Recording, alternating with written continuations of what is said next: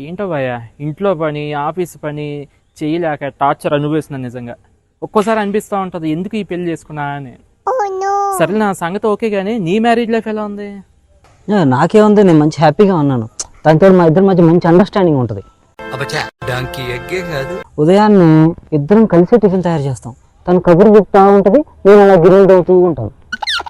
తను మంచిగా పాటలు పాడుతుంటది, ఆ పాటలు ఎంజాయ్ చేస్తూ నేను బట్టలు ఉతికేస్తుంటాను.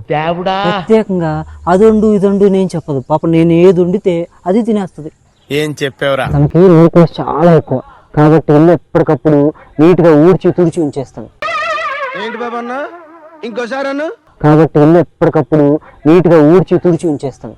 సరిపోయింది, నువ్వు కూడా నాలాగే ఎదబోతు బతుకుతున్నావు అనమాట. కాకపోతే నీ అంత అందంగా చెప్పడం నా వల్ల కాలేదు. మరి ఎందుకురా అన్ని తెలిసి అడుగుతావు? ఇద్దరితో ఒకటే పద. భద్రం బీ కేర్ఫుల్ బ్రదరు, భక్తగా మారకు బ్యాచులరు.